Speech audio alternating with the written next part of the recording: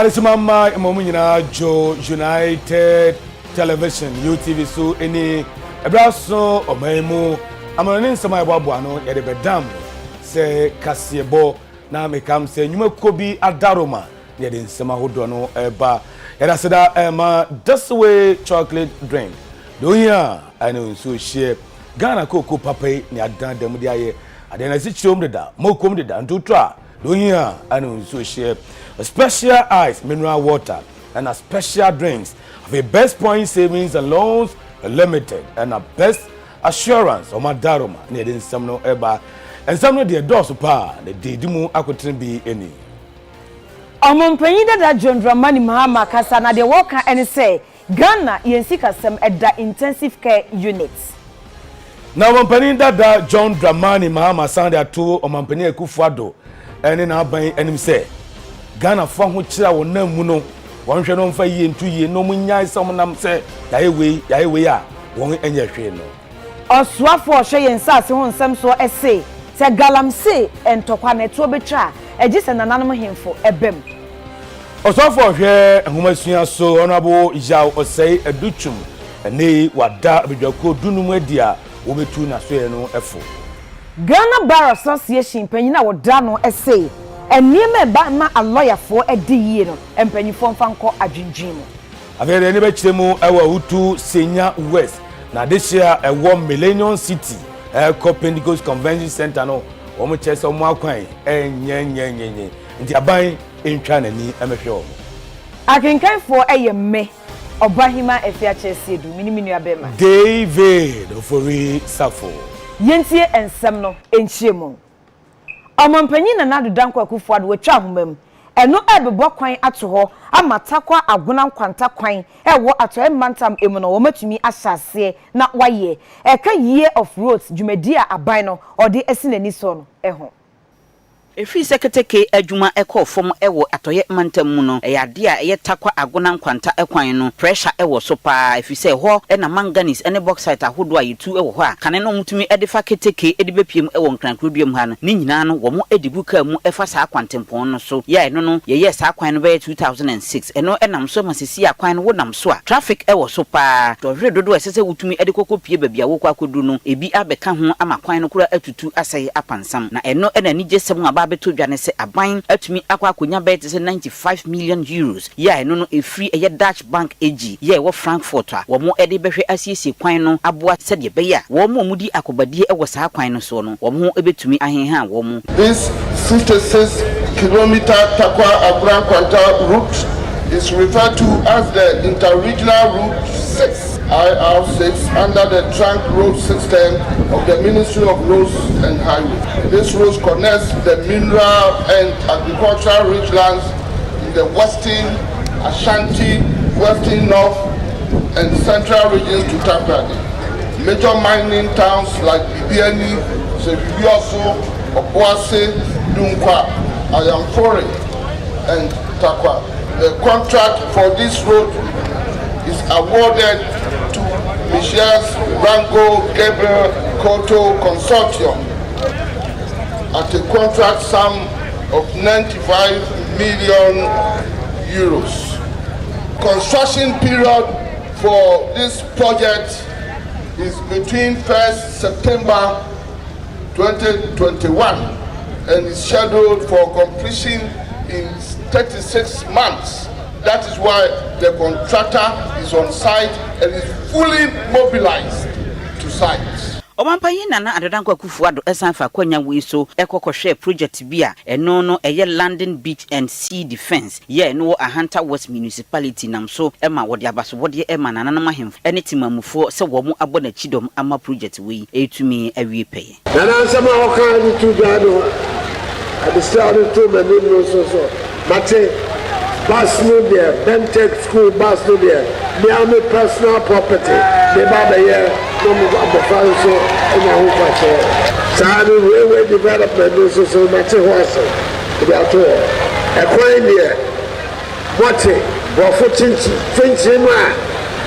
we were minister abeka here no but church kwan ni nyina was the yanso musu be boss bio the baby here this MC yìí somehow the too many more. But and check, do much of it.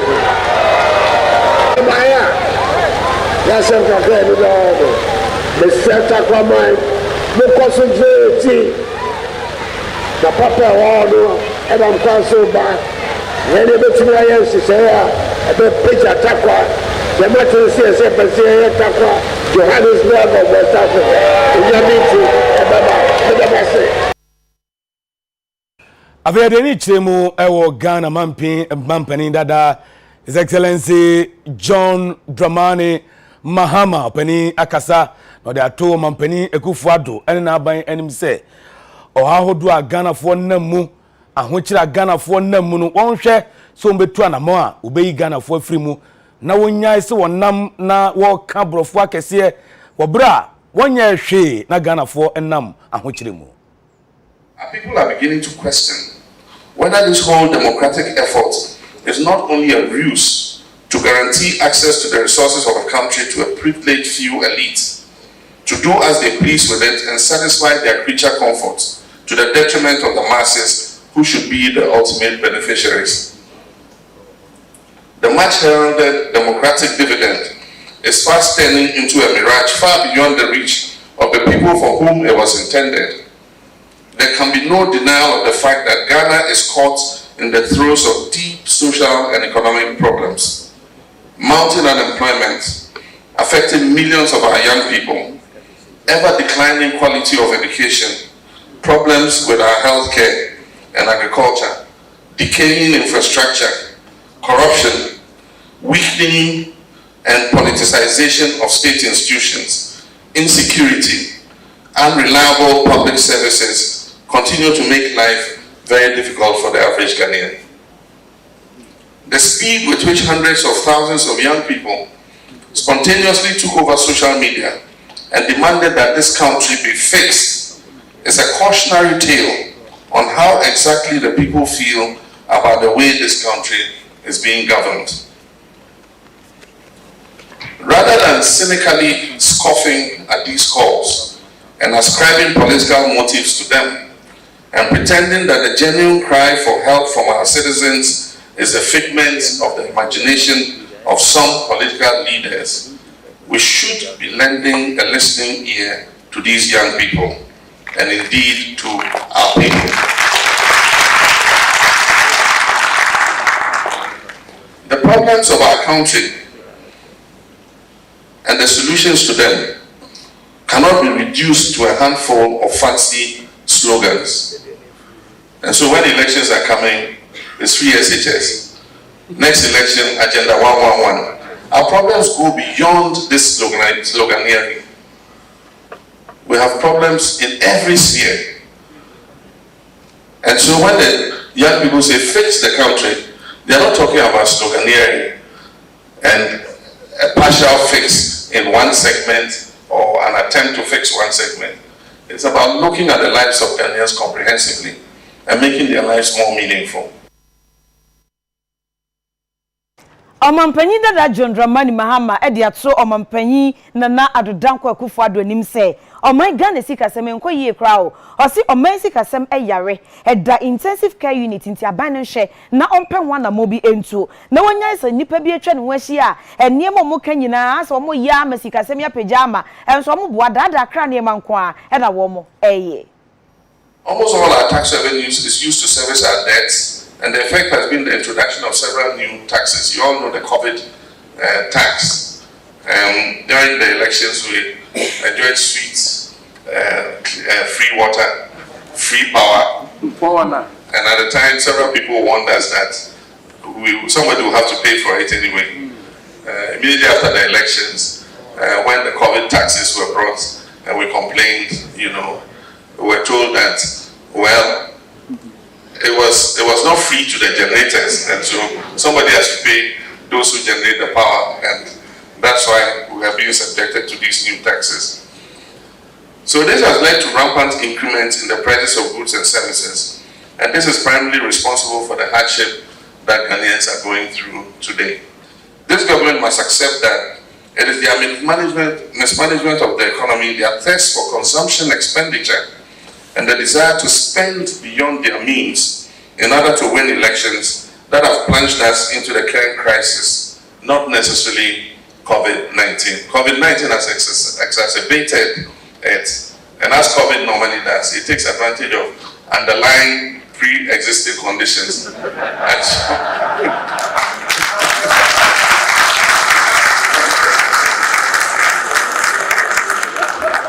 So COVID has taken advantage of the underlying conditions of the economy to make things even worse for us. And so currently our economy is in ICU, and we all must pray hard that we are able to survive as a nation. Today we've heard a lot of numbers, and these numbers tell a story. We politicians like to recite numbers with aplomb, believing that they show our superior performance. Our people have often questioned the relevance and importance of these numbers by retorting that they do not reflect in their lives or their pockets. Anytime we talk about GDP growth and inflation going down and things, our people say, well, what's the purpose of all these figures when, life is still so bad for us? And yet when you go on the market, every day you see prices are changing. And they say, no, forget about that. Look at the statistics. Inflation is single digit, And yet the same people in the past said, forget about inflation being single digit. The reality is, look at how prices are changing on the market. There's the kind of hypocrisy that I say is laughable. And there's so many examples of them. When they point about forex rate relation with fundamentals, and then when the same forex thing happens, they say it doesn't necessarily mean that the fundamentals are weak.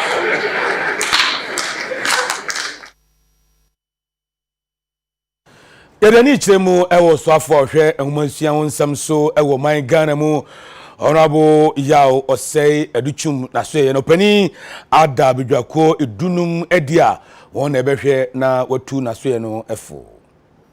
Asiedu ya disua honsem so na wo mo adwumadie ya wo mo ada ministerial advisory board ya wo mo ebehwe aboa ama disua honsem atumi atumpon wo man Ghana mu na nipa be te se dunum na wo mo eda wo mo adi enede ya wo mo nyina no eba beboa na yatumi atoto eniema ye policies ahodo a efa education ho na efa adisua ho wo man Ghana mu no wo mo eba beboa ministry no na wo mo atoto ne ye ama nchirima wo mo esuade wo man Ghana mu no wo mo atumi afa wo mo ntomapa afra daachi. Quality education is what will transform this nation. And that kind of quality education means that it really demands that we do some re-engineering on what we have now. If you think that we have a perfect education system,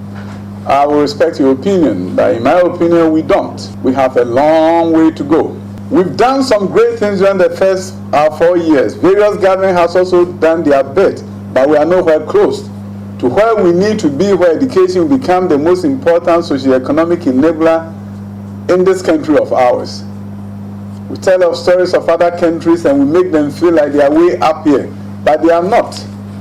They took some bold decisions and that has inured to the benefit of the current generation. Our generation must do our best to ensure that the next generation coming and the one coming will not look at us and say they were do-nothing people. They should be able to look at us and say they give it their all. They did their very best and transformed the education system of Ghana. I want that to be your legacy and I want that to be my legacy, that we came, we saw, and we conquered. To quote, that we came, we saw challenges, but we did not allow the challenges to overpower us. So cancer ye gifted and talented policy and I see women say yes ye DNA beko wo mo aben exceptionally nko ho there be the system na ye wono obia FM bi so no it is Bill Gates no Mark Zuckerberg for no those people who cross our special gifts no o de won fa normal school mu a omo achede no mo anim die na won be ka it cannot even be developed. Those are the people ti ye hwe ho no na ye ni so ekọ the mainstream one ɛwɔ hɔ dada no na no enti ɛne sɛ yɛyɛ minister ɛyɛ NST national standard test sɛ de bɛyɛ akora no P4 ne kora mpo no ɛwɔ public school bi mu wɔ Ghana fa na nyina akora no yɛbɛtumi mpo ayɛ nsɔhwɛ bi ehunu sinto a ɔwɔ ɛwɔ akenkan mu ne sinto a ɔwɔ ɛwɔ nkontabuo mu ɛyɛ numeracy and literacy na yɛtumi ɛde ho nsɔano ɛde ama no wabra a wadu P5 na onya du classes nso a yɛsan attest wɔn ahwɛ the same standard across the country weakness bi nso hɔ bi a yɛsan ɛde ho mo aba enti before akora ne kora bedu ɛbɛkyerɛ BEC no na yɛhu nsinto a wɔ na yɛde ho mo nso aboɔ no na teacherfoɔ nyina na yɛntena wa nkɔpem sɛ akora no bɛwie DHS ɛne wabea na wabea wɔn me nso na na sɛ so problem bi wɔ hɔ a na sɛ yɛntumi yɛn ho ansɔ ano ne nyinaa yɛ hyehyɛe a egu apono so a yɛde boa na yɛtumi apagya ɔman no ɔmasua akɔ n'anim.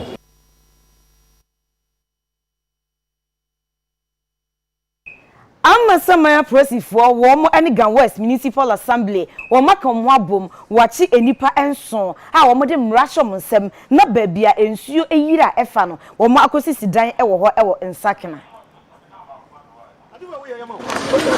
Emo, who's a bridge in our home? And who's a bridge in our home? Walk with them, it's about not less than 2 years. You will go. Master, move from Yamukan. Arrest them. Uncuff them. Aban Krache Panya Wogan West Municipal, Honorable Clement Wilkinson. Na wadi ni domo animu ama wamu akububu edan hudwobia amanfo SCC ensuo ekwan mu ewo potemu ho na wamu echire mu se ehu akwakohia so betumi akububu sa adan no ene sa structures esisi ho nyina efi se flooding na nase ensuyira etumi ekoso ewo potemu ho nyina sa enema we nyina eka ho bi ne nam so ema ensuo no eto a na eyiri afa so akwakosai amanfo enema enunti no na ehu akwakohia so betumi akububu ni nyina afiri ho na etumi aboa no fa akonya we so e de kokobo ema wo mu a wo mutimpotem ho se wasi dan asibabia ensuo efa wo ka kire se eyade a etia emra enunti no wo bo kokose wankasa sesa wo niema efiri ho efise team no beba se se de wo mu aba ene ya wo mu abebubu ni nyina no enunti wo mu enhye ne so efise nipa nkwa na sisi ya no wo mu ebo ho ban no nkofo ehu se Saturday Sunday ya madwuma eti Saturday Sunday no bo no ma yedwuma ne kitikiti nti Saturday me kwaye kakra na misamachi mbefemu anu Sunday mbefemu wana me hu ba bia eye point ya o ma yedwuma weekend a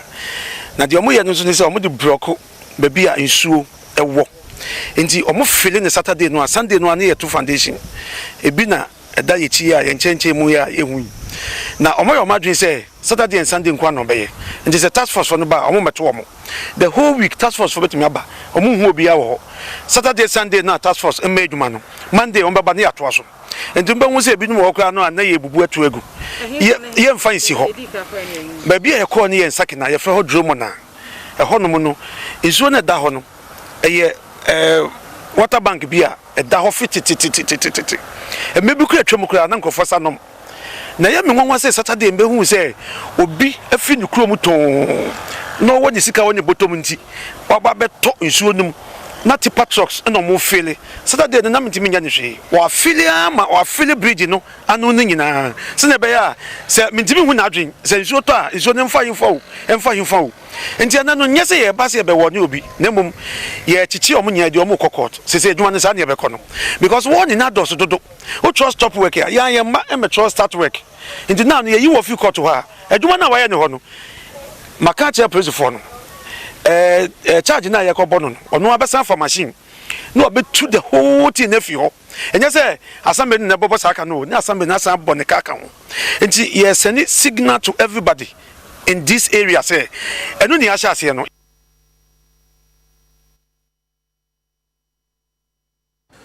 yadeni chemu okubi apiemu my Ghana mu ayefra mu fixing the country movement the koi HSA one of my district there ekoto special prosecutor enim esanse enche Ghana nsemi be ho na airbus ehon sensemo na special prosecutor by on sign emie nsem no bi no hwehwe mu won odi fo no yemfo mu nyina mra no na emra enomu eni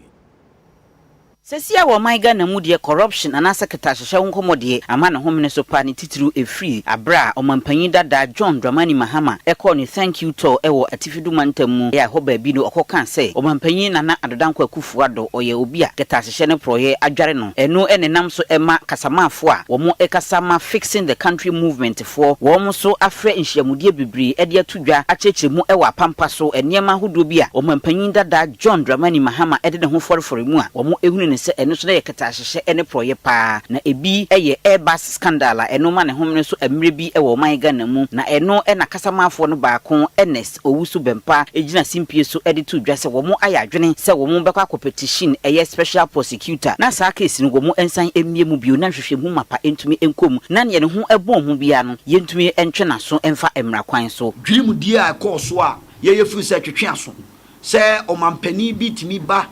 na interchange si Kwame Nkrumah circle omampani bi de $289 million and a build one interchange e wo Kwame Nkrumah circle and they unam so na ebu no pa na okọ akufuado aban ya ba ye ya within 4 years no we see 4 interchanges no it cost the taxpayer $289 million. Now if you compare, one interchange is one of the biggest interchange in Africa in modern history, 21st century. Not in Egypt, not in any other African country. The only interchange I have 4-tier. Durban, they almost see here almost about 15 years ago. It will come modern interchange in the history of Africa. Under the same price, was I see Baku or Tema. I know see another modern interchange. I want to move as on Amsterdam. Now they compare Obechi Bilam Teni Tamalidie cost to 289 century for Mwamu value for money. Enwachi ena convener baako ema fixing the country movement. Kwame Bafo Abronye so edina no tumbi echire mu se omampanyin na adodanko akufuado obo adwuma pa enti onam so ede ensema hodo ene niam hodo a wo ye so ede atuketase hye ne proyase e wo man mu so atudwa. Enti se former president Mahama enam na se oka corruption ho asem se de na no same jamfi beka se corruption kire se u prosecute our own people. Ono mushia ye na ni ebisa se fundings ya ye yeti amontaka no mo ye prosecution ana ni ebisa because fundings no eti amontaka about 5 of them no ema Mahama na mesi beka se wa wonye bone da no to bobo montaka ntinu wadi esika na firi o man prosecute.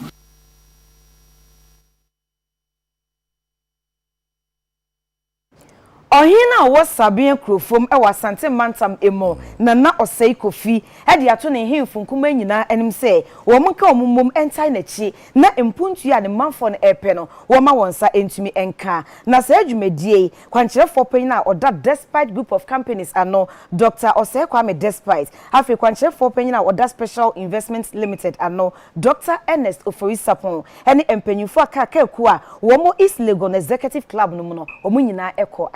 ebi na oche ewie okopiemu ewo saben akrofrom a eno ewo atwema kwangoma mensinemu ewo asantemantema na ye enigisem etitrefuo eye panyimfo a womo ewo East Legon Executive Fitness Club ebi etese Dr. Osei Kwame Despite a wono ena ye kwankyerefo panyi oda Despite group of companies ano afi Dr. Ernest Ofori Sapon a wono so eda Special Investment Limited ano ene panyimfo maka etitrefuo omunyina ebepiemu ewo honoma na eyese Sabin akrofrom enya jasehene foforo a ye freno Nana Krobia Owusu Asante adodo na nim se we businessman na yeta e freno First Eye na no ena Sabin akrofrom hene Nana Osei Kofi ede afutue ede to jase ahemfo na omo na se nyina omo nyina nkamom omo mfa kro ye emra sire be ya Sabin akrofrom ebetimenya ne ntoma pa efra bosumi etwa mu na media kunya na yemfie nwotwe me baaye amanfo kasa bia gofrum a omo se trade nkwanta am se awu afia mimi kro ena afi nkakran ama se bia gofrum edina samba yentimi nka tete hode na tie wo hane na emom me pesa adofo no mempanimfo na wo bai ni adofo nyina boa ni edi sabia gofrum gina babia emre bi atwam ne gina ya se akonwa no se ne etie no na mepe obi a sebie bru oye papa na mde akonwa na man enam se mode e akonwa e modro ahemfie e koba se dabi meni ho na ohima ni ho na busua penni ni ho nipa miensen ye ni ho a jase hene wona ada busua no e kan pensa akonwa ne de ma semesi na chese wa be busua ni na nipa be di akonwa wo ye den wo be hia nipa bi nso mo a enti mesra wo ba no mia woni ne beboa yin ne di akonwa ma ne nyefe mempese de esi nura ebi besi biem ade ba ko ya pa ne se wo di akonwa ma obi na akonwa no apagya no na oyi akonwa no bunnaye ne bi asida nanso de menyini so bense kro no de akonwa bia wo ne foto nanso ntotoye ehwe kurumai niema sabia kofom pija UTV nsam trefo ene jase hene a sesi a yeyi no e wo sabia kofom na krobia owusu asante eso etwetwe nkomo e ma ono so kire enisuade a esi naniso animanim ya sere ya sabia akrofom so ebetime agina na nanso we hu se ohina borho modin bebre na sebi mpani se etikro enko agina etimi so mi de menim di a menim ebeka de na nanso nim ho ya pija same akrofom first school sem ho roads, hospitals, police, military, whatever. Paramilitary in Ibia no. Kakra me suma ho de military no. Me military. Na afenso ya sa peja samia kofumti. Nipa bia no ubetumi akowanimu a eye adwumaden bibia ebeboa ama samia kofum for emrantie no maba no. Se me pe adwuma amomai ye bedi ho adwuma etiri nyina ye anisuade a me beboa nana ne yetumi apagya kro no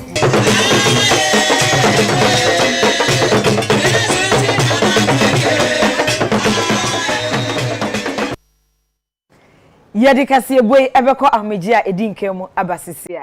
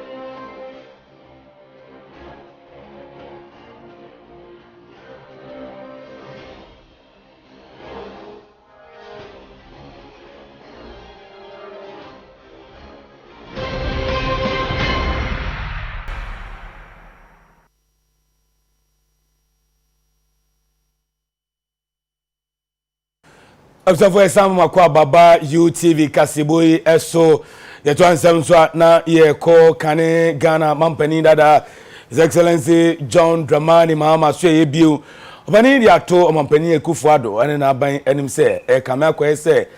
keta se proye dream a ekoso man Ghana mu no mampani Ekufuado enye na adwen se obekun esanse mampani dada John Dramani Mahama chese ohwe mampani Ekufuado apenso ne mabonia ekoso a won ka ho hwe a waka na no atuma na e kama akweso pani no mpese obekun ketasehye ewo man emu. When I called for a change in government in 2024, when I said the 8 years has to happen in order that the government can be held accountable and that people don't walk away with their stolen monies, because it's obvious that this president has no will to tackle corruption. Anytime you attack him, they go back and go and resurrect cases from 2016. And I said before, I said the easiest, way of fighting corruption is to prosecute your political opponents. The true test of somebody who is willing to fight corruption is to investigate and prosecute your own. But it's clear that this president has no intention of investigating or prosecuting his own. And that's why the natural order of things that Ghanaians have established is after 8 years, leave and let a new government come and hold you accountable.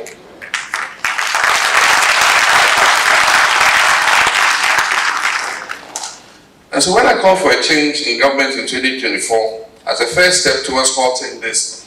hemorrhage of badly needed resources through corruption and holding offending officials to account,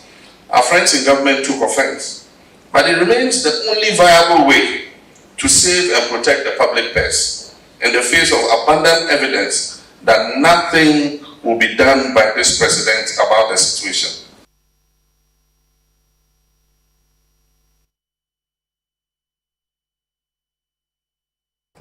President and now Oda Ghana Bar Association and no Odini Jumedie Ako Awieye, His Lordship Justice Anthony Forson, or the ato a lawyer for Nina and him say, Womo and register ye e wo kuono na ebrebia wo mom homran fa so se de be ya Jumedia ho e koso e betumi bi ahye wo mo ensa. Me campaign no that was in 2018. Me disimeni so say me reform Ghana Bar Association using ICT. Because me realize say na enyoma bebre eco slow say every year no also will say our license. The license no valid from 1st January to 31st December. Na ya pile licenses no go na judicial secretary assigning ninya na say who need license 1st January ade be obaby a criminal yembra no kiresa nti me decided said Debbie you bet to me the ICT as solve our problem nti ye frɛ omo nimdi wo sa enyoma no ho omo something special for us since you apply for license we be go through 10 minutes no we one of the things that I have tackled which I hope my successor will follow welfare. Our welfare policy, but we are trying to enhance it, for example, by getting houses for lawyers on mortgage. In fact, the judges, especially the young judges, they almost so count absa na any sad discussion, but meant to be we probably no better so because me realize say for example, we a judge, now we are young, say, now a transfer accommodation becomes a problem. But so what sort of accommodation if you will school? When him say baby, and two, nobody can bully you or frighten you with transfer. Into the judges, no young judges also account are there ye but me sure say ni probably me so wait me to us no way. Now way back in 2009, me suggested say edu baby when she there ni emrea would best support legal aid by going to court yourself. Into me suggested say ube tumia ma junior lawyers enko boa legal aid ube tumia cheomo computers and cheomo equipment. Luckily Legal Aid Commission Act na abano I think section 25 and 26 I empower legal aid say omutumi source for help and to me say me be see washrooms for legal aid from my own resources because me who say every week you say an average of 500 people access legal aid. There are no washrooms. Ebinum kurankola. In fact, politics and by now me sure say for more, but they are able to me by a convention after 3 years no. Why 1 year no. What you huma obisu be people.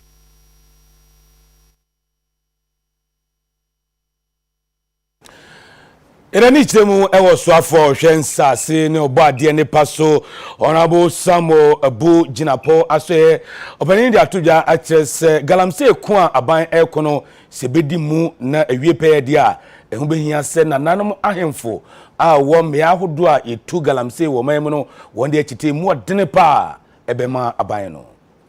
na adisrede kese ana me de ba beto Central Regional House of Chiefs woni se leye kasei important bia wo ye manu hebia e woni wura aman ni wo ho abrempon wo ho odi krofo wo ho ba bi odi kro ni wo kro busu pani wo ho ye nyina ye hyan enti se nananom hyeda e sori dina wakase yen kan se me yen to gold yen kan se me yen ye adwuma me nsan koya no nanso Jumadi ebedia ebesay ensuo na ene Central Region ensuo Ghana Water Company for pensuo kra de process ama amanfo no manya bia no na yede na eman no drum pensuo a ya hwe ne ye kra ye be kra nsuo firi amanone ase enye nsuo ano na ye de mercury cyanide ye agudie hu nsema ene yare anaga na mamu ye ni bruli osa obi tuana ne nta etu na ne honam nyine tutu ne aye nyim na nyina bi baka na han ye kwaya na ye wo a boye man ne ho ban man nsuo to kwan papa so my forest cover ni nyina ye twegu from cocoa industry bre amane international community create retre say ti yan hwe ampe kwan papa so de ensi sa adwumadie ye ano a ye Ghana gold no kwa ho mpede me fa gold no koton wa no ne bi e ba le sa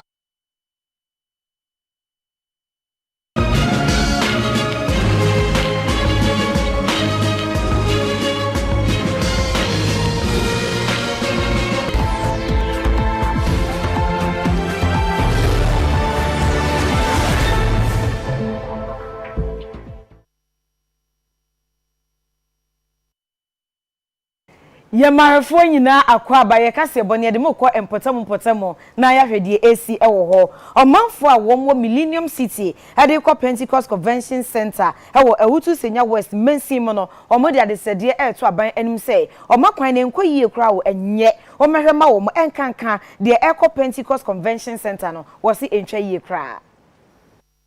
ya kacha ban se omomodin ase oba be ye kwan no ede amayen because kwan no asai kra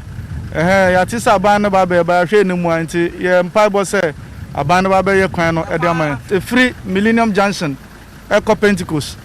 hona e kwan na kodru te se police station aba ho kra no so kwan no kra esan so kwani chi kra Pentecost Convention Center enka the source of ye do ahanama isolation center no na me wogidie se e wa ban nim se enka obetimi de aye kwan no by still na ye hu hwe ama 10 months ni nyina ba be senko hwe kwan a actually a week bia okọ workshop enya fine cry enso ya to cry de usim na wo kwa more than 20 minutes na wonri ni nyina a waste of fuel nti esra ban se we de ontwe na nimra Pentecost no ontwe na nimra no ma mehwe na asori no eye muwa man nti ono so hwe kwan na onya man ewo Millennium City Pentecost Road ade ehia ye wo ha pa no yesre ne pa ne chaw wo mo aye because say no e kwan na enye nti na wo di dwa ka cross ma di dwa so we kai mu a wo di ko fie free market be yo car ba ji 1 million because of car nti misre na why wo mo aye ni nsuo ehia ye pa why nka ne asam ne de agina so why ade da na se nti won ko na nim sa amaye e kwan ne nye ade wo se o mo je 5 cedi se si o mo je 7 cedi nti e ma area mu aye bre omumbu na omoye kwane mai ewu hia pa misi ultimoto su kwa ko du fe na wonam ni na ye bre ka se fa ni na o to ka foforo o du be fa sa ko we so anana do ye bre too much be hwe bibi na yama nya sa de afina e ba de nya jo so betema atena so bi o ye pa jo pa.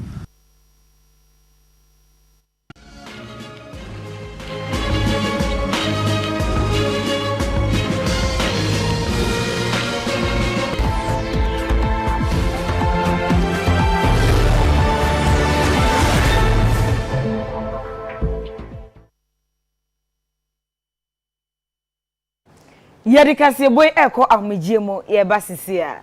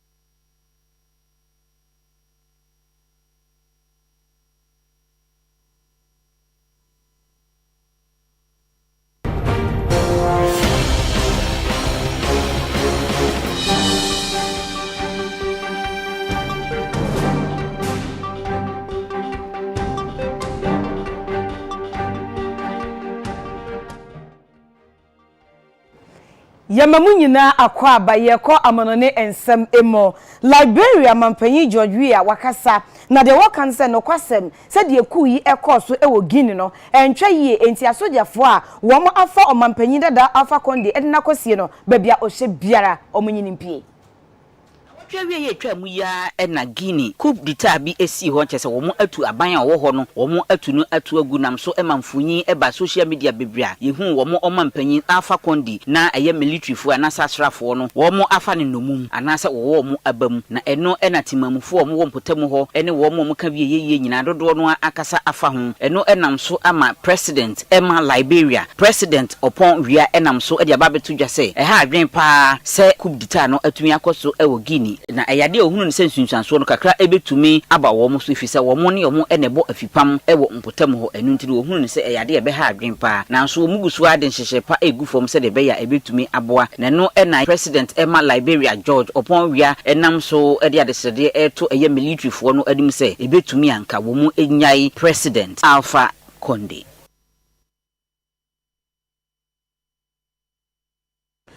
Afia de ni chiremu ewo South Sudan na mpenifo chese HIV AIDS yade no kona nimpa o mahwe hu se mema dodo na yentwa mo bema boto no dos dodo enti free sabre kono mema be se 1.5 million ibetwa mo bema ewo South Sudan ma no emu wo Sudan man mu sesia no aban adadwumadie bia dia wo kyerem se wo mo eba be circumcision ama emema be te se 1.5 million ya eno no eba be boa na HIV yare no ama ne hom no so wo mpotam ho a etretre pa no ano atumi abrase na NGO ya ye friend Human Appeal Associate na wo mo ene aban no wo mo efa wo mo hwe apomuden ho nsem so aka abomu a wo mo eba be di sa adwumadie wei ewo mfie enum a edi yanim na eno na wo mo ekyerem se emema wo mo emema no eye boto ewo mpotamu ho no eyade a eha adwen pa na akokopie mu ewo eye oman ni mu a wo mo mantam be gise edu no ewo ho no emu be tese miensa pe ene etwa emema wo mo eboto no efiri ho enu nti no wo ba bia ye ntwitwa saa emema no wo mo boto no emfiri ho no HIV AIDS no ewo soro pa eno nenam so ama aban no ekirem se hu aba behia se wo mo ebetumi asecumcise dodo no a se de be ya HIV AIDS yare no ano ebetumi abrase na emfie a wo mo hwe animu se wo betumi aye saa circumcision no efiri emfie edu no kosi emfie aduanan enkono 15 to 49 years. Kasiebono esi die edi makoten no ebi enie omampanyin dada John Dramani Mahama e dia to dwa say Ghana yensi kasem eda intensive care abano nhwe ho asem enka omampanyin dada John Dramani Mahama sanso dia to dwa chese omampanyin ekufu adone na aban oha hodo a Ghana fo namu ahokyira Ghana fo namu no wo nhwe no nye bimfa no munya so nam na brofo akese eno maka emfasika emma de hie ebotom wei ene ensem bebre na nwumre ye de esom se Kasiebo mediasida emma Molly Spa and Beauty Salon wo mo ewo Kingsby New Achimota wo mo na ye nuti emma me the number is 0554 834 861 LS Couture and Shemata die or Dansuma Junction or Ben Fisherman's House no. The number is 0244 378740. Kasiebo nesi ye besumo ayame David Ofori Osafo menim nyaba. Obahima Afia Asiedu.